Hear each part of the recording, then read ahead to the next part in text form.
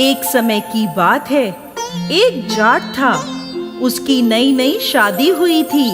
शादी के बाद वो पहली बार अपनी पत्नी को लेने अपने ससुराल जा रहा था।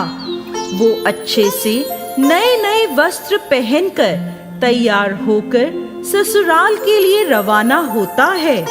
रास्ते में उसने देखा एक तालाब में एक गाय पानी पीने उतरती है। जेठ का महीना था। वो गाय अपनी प्यास तो बुझा लेती है, लेकिन तालाब से बाहर नहीं आ पाती।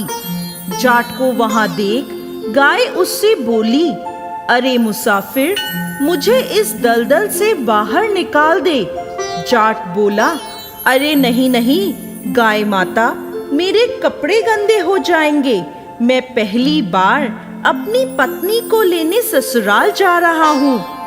गाय बोली, मूर्ख, आज निर्जला 11 है, तुझे पुण्य फल मिलेगा।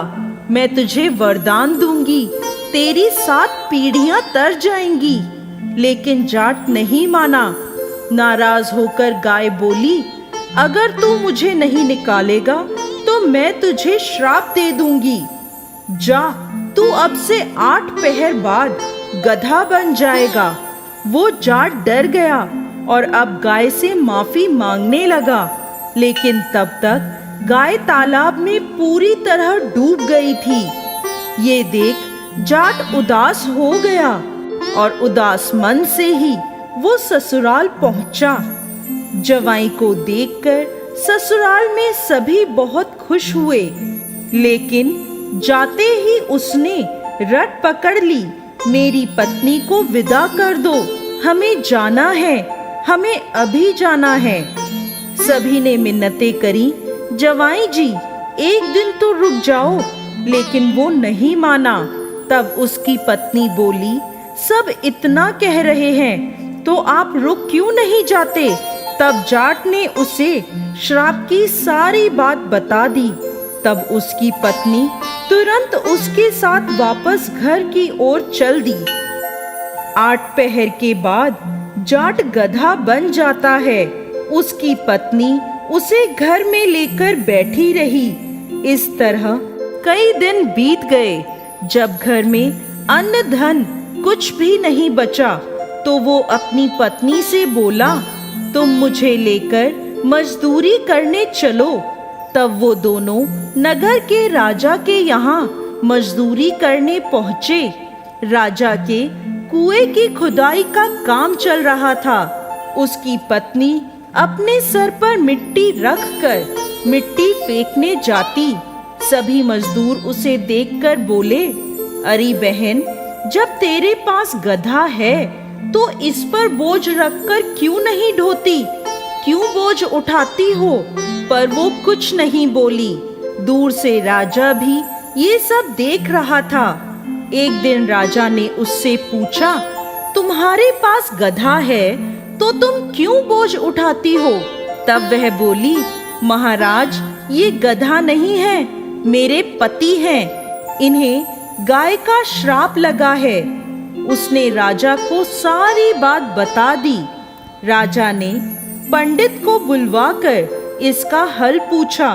तब वह बोला, राजा जी, इसका एक ही हल है। जिस व्यक्ति ने अपने जीवन काल में 101 ग्यारस करी हो और उसका फल वो इस गधे को दे दे, तो ये मानव बन सकता है।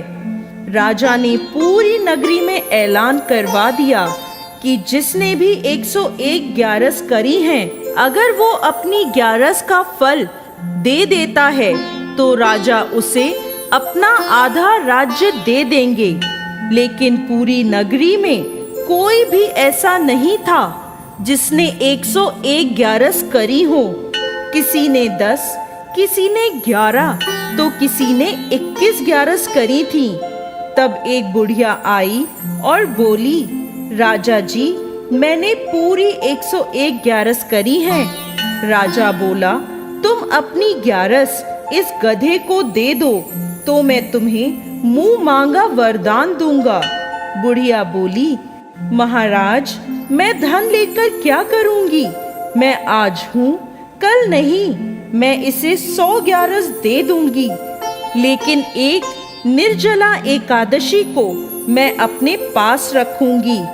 इस एक निर्जला एकादशी के फल से मुझे मोक्ष की प्राप्ति होगी, मुझे श्री हरि विष्णु की प्राप्ति होगी। ऐसा कहकर उस बुढ़िया ने अपनी 100 ग्यारस का फल उस गधे को दे दिया और वो वापस इंसान बन गया।